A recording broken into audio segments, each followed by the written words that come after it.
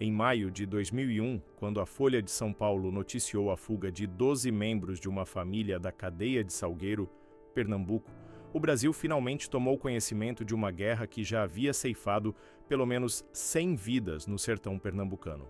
O que começou como uma simples briga de bar em 1988, com um homem embriagado dizendo algo ofensivo, se transformou na vingança mais brutal e prolongada já documentada no Nordeste brasileiro. Duas famílias, os Araquã e os Bem-vindo, haviam decidido que certas ofensas só poderiam ser pagas com a extinção completa da linhagem rival. Mas antes de revelar os detalhes dessa carnificina que transformou o sertão em uma zona de guerra por quase 2 décadas, é preciso entender como algumas palavras ditas por um bêbado desencadearam um conflito que envolveria facções criminosas do Rio de Janeiro, o Exército Brasileiro e deixaria cidades inteiras vivendo sob o terror constante de emboscadas e execuções sumárias. O ano de 1988 no Brasil era marcado pela promulgação da nova Constituição e pela esperança de redemocratização após anos de ditadura militar. No município de Belém do São Francisco, ao sul de Floresta, na margem pernambucana do Rio São Francisco, essa esperança parecia distante da realidade cotidiana. A região era controlada por famílias tradicionais que resolviam suas disputas da mesma forma que seus antepassados faziam há gerações, com balas e sangue. Entre essas famílias, 2 se destacavam pelo poder e influência que exerciam sobre a população local. Os Araquã, conhecidos como galegos, pelos seus rivais devido à pele clara de alguns membros, controlavam o comércio e as terras na região norte do município. Os Bem-vindo, apelidados de negros pelos Araquã devido à pele escura de seu líder, dominavam a região sul e eram conhecidos pela valentia e habilidade com armas de fogo. Na noite de 15 de março de 1988, uma sexta-feira como qualquer outra no sertão, Clodoaldo Gonçalves, membro do clã Araquã, entrou embriagado no bar Asa Branca, estabelecimento de propriedade da família Bem-vindo. Clodoaldo, conhecido por ser provocador quando bebia, começou a fazer comentários depreciativos sobre os presentes. As testemunhas que sobreviveram àquela noite nunca revelaram exatamente o que foi dito, mas seja lá o que Clodoaldo falou, foi suficiente para irritar profundamente todos no bar. A situação rapidamente escalou de uma troca de insultos para empurrões e, finalmente, para a violência física. Antônio Maximiano da Cruz, um dos Bem-vindo presentes no bar, sacou uma arma e disparou contra Clodoaldo, acertando-o no peito e no abdômen. Clodoaldo foi levado às pressas para o hospital mais próximo, a quase 50 quilômetros de distância, mas sobreviveu aos ferimentos. Durante sua recuperação, que levou semanas, a família Araquã começou a planejar sua vingança. Para eles, o tiro não havia sido apenas contra Clodoaldo, mas contra toda a família, contra a honra dos Araquã, que não podia ser manchada impunemente. O patriarca do clã, José Gonçalves, convocou uma reunião com todos os homens da família. Durante horas, discutiram como responder ao ataque. A decisão foi unânime. Os Bem-vindo pagariam com sangue pela ousadia de atirar em um Araquã. 3 meses depois do incidente no bar, em junho de 1988, 2 agricultores da família Bem-vindo foram encontrados mortos em uma estrada rural. Haviam sido executados com tiros na nuca, uma clara mensagem de que se tratava de execução, não de roubo ou acidente. A polícia local, acostumada com as disputas entre as famílias, sabia exatamente quem eram os responsáveis, mas provas eram algo impossível de conseguir no sertão, onde a lei do silêncio era mais forte que qualquer autoridade. Os Bem-vindo não precisaram de investigação policial para saber quem havia matado seus homens. A resposta veio rápida. 2 semanas depois, um membro da família Araquã foi encontrado morto em circunstâncias similares. O que se seguiu foi uma escalada de violência que transformaria o sertão pernambucano em uma zona de guerra pelos próximos 15 anos. Cada morte exigia vingança, cada vingança gerava nova retaliação, e o ciclo de sangue parecia não ter fim. As famílias começaram a se organizar de forma cada vez mais militar, estabelecendo territórios, pontos de vigilância e sistemas de comunicação. Ninguém podia transitar livremente entre as áreas controladas pelos dois clãs sem arriscar a vida. Comerciantes tinham que escolher lealdades. Escolas fecharam porque professores tinham medo de atravessar territórios hostis, e a economia local entrou em colapso. Durante os primeiros 5 anos do conflito, de 1988 a 1993, estima-se que pelo menos 30 pessoas foram mortas nas emboscadas e execuções entre os dois clãs. Mas o conflito estava prestes a ganhar uma dimensão muito maior. As famílias perceberam que precisavam de mais armas, mais munição e mais dinheiro para sustentar a guerra. A solução veio das margens férteis do Rio São Francisco, onde tradicionalmente se plantava milho e feijão. Os Aracuã e os Bem-vindo, cada um em seus territórios, começaram a substituir as plantações tradicionais por maconha.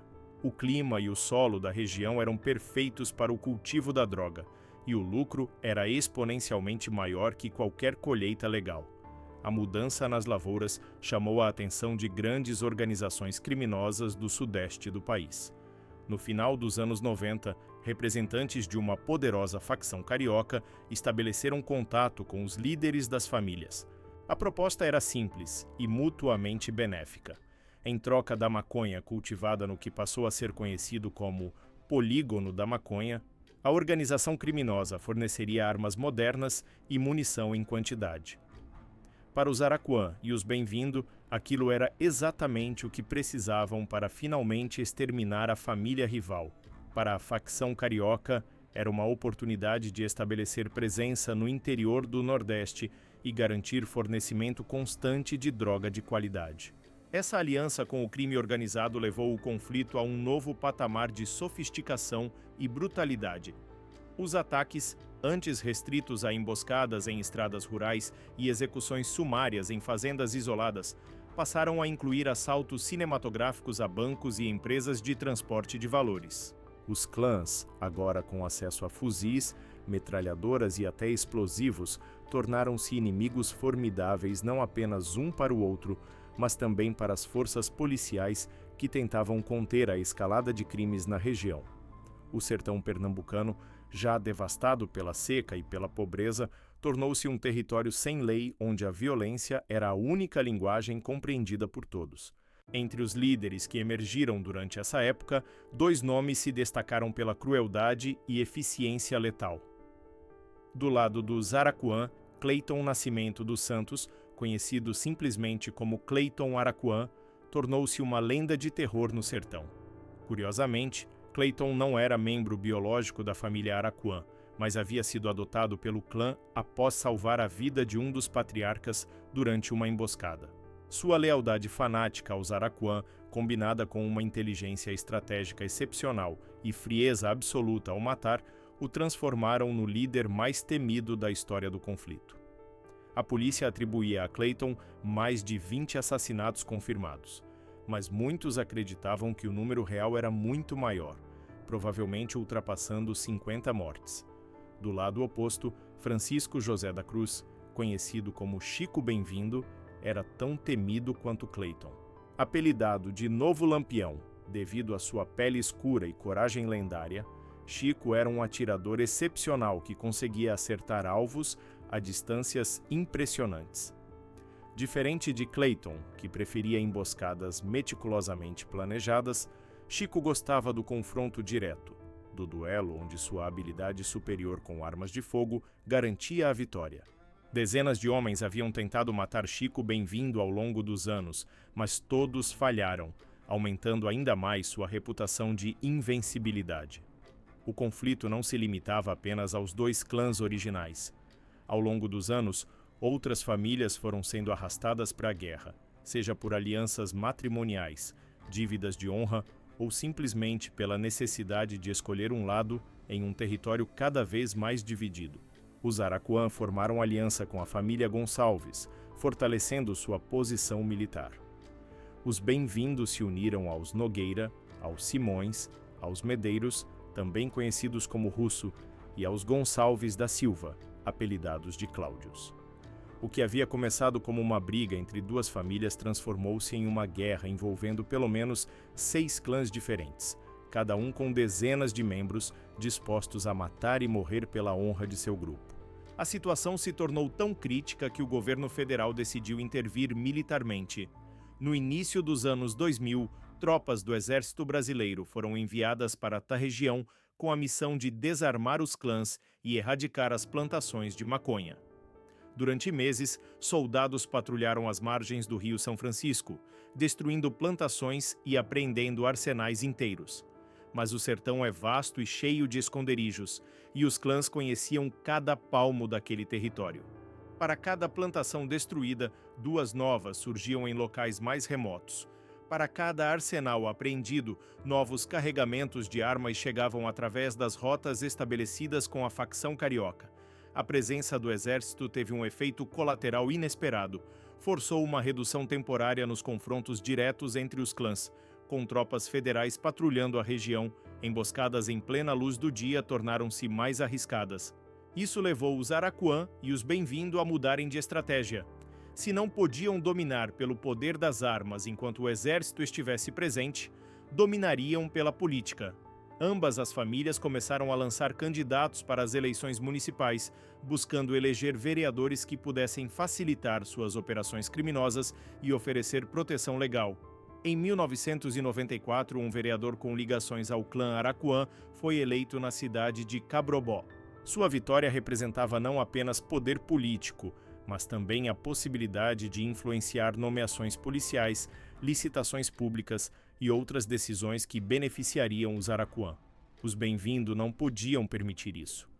3 meses após a posse, o vereador foi assassinado em plena luz do dia na porta da Câmara Municipal. O pistoleiro responsável foi rapidamente identificado e preso, mas em um julgamento que chocou até observadores acostumados com a violência da região, o júri popular o absolveu por 7-0. A mensagem era clara: no sertão pernambucano, os clãs controlavam não apenas as ruas, mas também o sistema judicial. A situação se repetiu em 1996, desta vez de forma ainda mais brutal. Miguel Bem-vindo foi eleito vereador, enquanto José Menezes, apoiado pelos Aracuã, ficou como suplente. 3 meses após a eleição, Miguel foi morto em uma emboscada clássica. Seu carro foi interceptado em uma estrada rural por homens armados que dispararam dezenas de tiros, garantindo que não haveria sobreviventes. Com a morte de Miguel, José Menezes deveria assumir a vaga. A família Bem-vindo enviou um recado claro: se o suplente ligado aos Aracuã tentasse assumir a cadeira, seria executado imediatamente. José Menezes, seja por coragem ou por desafio, decidiu assumir mesmo assim. Foi morto 1 semana depois, executado na porta de sua própria casa na frente de sua família. Essas execuções políticas elevaram o conflito a um novo nível de visibilidade nacional. A imprensa começou a cobrir regularmente a guerra no sertão, comparando a situação com os conflitos em favelas do Rio de Janeiro e São Paulo. Documentários foram produzidos, jornalistas visitaram a região, sempre com escolta policial pesada, e a pressão sobre as autoridades estaduais e federais aumentou drasticamente. Era inadmissível que, em pleno século XXI, uma região do Brasil estivesse completamente fora do controle do Estado, governada por famílias que executavam políticos eleitos e mantinham a população refém de sua guerra particular. Em 1996, após uma série de reuniões mediadas pela Igreja Católica e por representantes do Ministério Público, um pacto de paz foi proposto. Segundo os termos do acordo, cada família deveria respeitar os territórios controlados pela outra, evitando confrontos diretos e execuções sumárias. Haveria livre circulação para civis e disputas deveriam ser resolvidas através de mediação, não de violência. O acordo foi assinado por representantes de ambos os clãs em uma cerimônia tensa, onde todos os presentes estavam visivelmente armados. O clima era de desconfiança absoluta, mas havia uma esperança, mesmo que pequena, de que finalmente o ciclo de violência pudesse ser interrompido.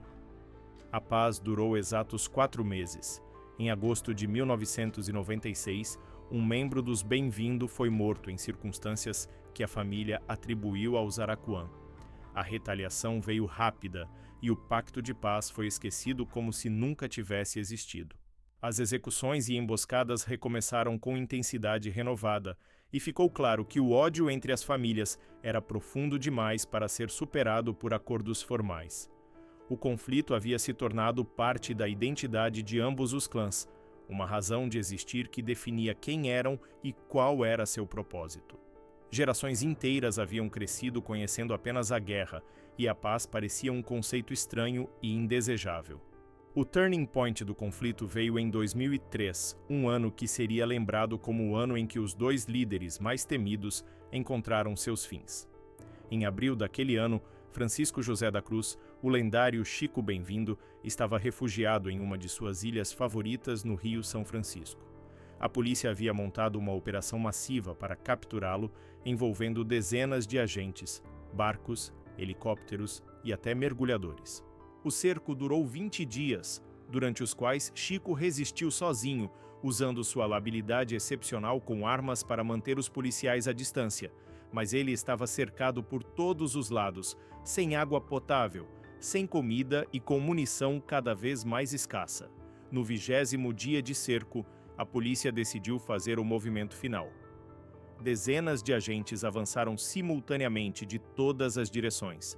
Chico Bem-vindo, sabendo que não havia mais escapatória, optou por lutar até o último momento. O confronto foi intenso e durou várias horas. Chico, mesmo sozinho e com recursos limitados, conseguiu ferir 3 policiais antes de ser finalmente abatido. Foram necessários múltiplos disparos para derrubá-lo e, mesmo ferido mortalmente, Chico tentou continuar atirando até que a perda de sangue o derrubou. Sua morte foi noticiada em todo o Brasil, e muitos esperavam que, com a queda de seu líder mais importante, a família Bem-vindo finalmente se renderia, mas a guerra não havia terminado. 5 meses depois, em setembro de 2003, foi a vez de Clayton Araquã encontrar seu destino. Clayton havia planejado meticulosamente um assalto ao Banco do Brasil em Pilão Arcado, na Bahia. A operação envolveria sua equipe mais experiente e, se bem-sucedida, renderia dinheiro suficiente para comprar armas para toda a família Araquã. Mas algo deu errado. Alguém denunciou o plano para a polícia, que montou uma emboscada esperando a quadrilha. Na manhã seguinte ao assalto, Clayton e seu grupo foram cercados no Morro do Sarango, uma área de difícil acesso que Clayton conhecia bem por ter usado como esconderijo várias vezes no passado.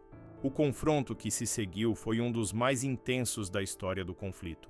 Clayton, conhecido por sua habilidade estratégica, organizou a defesa de seu grupo aproveitando cada pedra e depressão do terreno. Durante horas, ele e seus homens resistiram contra uma força policial muito superior em número e armamento. Mas o cerco era completo, não havia rotas de fuga e a munição estava acabando. Um por um, os homens de Clayton foram sendo abatidos até que restou apenas ele e seu primo. Nos momentos finais, cercado por todos os lados e sem mais balas, Clayton tentou uma fuga desesperada colina abaixo. Foi atingido múltiplas vezes pelas costas, caindo rolando pela encosta. Seu corpo foi encontrado ao lado do corpo de seu primo, ambos crivados de balas. A morte dos 2 líderes mais importantes, Chico Bem-vindo e Clayton Araquã, ambos em 2003, marcou o início do fim da guerra. Sem seus comandantes carismáticos e estrategistas, ambas as famílias perderam grande parte de sua coesão e força. Os membros restantes, cansados de décadas de violência e percebendo que a guerra não tinha mais sentido sem seus líderes, começaram a considerar seriamente a possibilidade de paz. Além disso, a pressão policial havia se intensificado drasticamente. Dezenas de membros de ambos os clãs estavam presos. As plantações de maconha haviam sido praticamente erradicadas e a ligação com a facção carioca havia sido desmantelada. Um novo pacto de paz foi negociado em 2004, desta vez com maior seriedade e comprometimento de ambos os lados. Os termos eram similares ao acordo de 1996, mas agora havia fiscalização constante por parte do Ministério Público e da polícia. líderes comunitários e religiosos se envolveram ativamente na mediação de qualquer conflito que surgisse, evitando que pequenas disputas escalassem para a violência. Lentamente, muito lentamente, a paz começou a se estabelecer no sertão pernambucano. Hoje, mais de 20 anos após o fim efetivo da guerra, ambas as famílias têm representantes na política local, servindo como vereadores e ocupando outros cargos públicos. As divergências ainda existem, a desconfiança mútua permanece, mas a violência não é mais a resposta padrão para conflitos. A prioridade, pelo menos oficialmente, é o bem-estar da comunidade que sofreu por tanto tempo com a guerra entre os clãs. As plantações de maconha foram substituídas novamente por culturas tradicionais e a economia local está lentamente se recuperando. Mas as cicatrizes permanecem. Pelo menos 100 pessoas morreram durante os 15 anos de conflito ativo, deixando centenas de órfãos, viúvas e pais que enterraram seus filhos.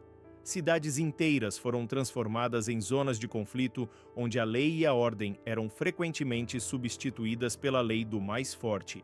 O tráfico de drogas, o contrabando de armas e os assaltos a bancos tornaram-se atividades comuns na região, criando uma cultura de violência que afetou profundamente gerações inteiras de moradores do sertão. O conflito entre as famílias Aracuã e Bem-vindo é um exemplo trágico de como rivalidades aparentemente pequenas podem se transformar em guerras devastadoras, com consequências que se estendem por gerações. A rixa, que começou com palavras ofensivas ditas por um bêbado em um bar, rapidamente escalou para uma guerra que envolveu não apenas os dois clãs originais, mas também a população local, a Polícia Estadual e Federal, o Exército Brasileiro e até mesmo grandes organizações criminosas nacionais. Por 2 décadas, o sertão pernambucano viveu sob o medo constante dos confrontos entre essas famílias, um testemunho vivo da necessidade de justiça, reconciliação e fortalecimento das instituições que possam impedir que rivalidades como essa voltem a causar tanto sofrimento e destruição. A lição deixada por Cleiton Aracuã e Chico Bem-vindo é clara e dolorosa. A violência gera apenas mais violência, e o preço pago por essa espiral é sempre alto demais. No final, ninguém venceu a guerra. Todos perderam. Perderam familiares, perderam amigos, perderam anos de suas vidas vivendo no medo constante. O sertão pernambucano, marcado por essa história de sangue, serve como um lembrete permanente de que algumas batalhas não valem a pena ser travadas e que algumas vitórias custam muito mais do que qualquer pessoa deveria estar disposta a pagar.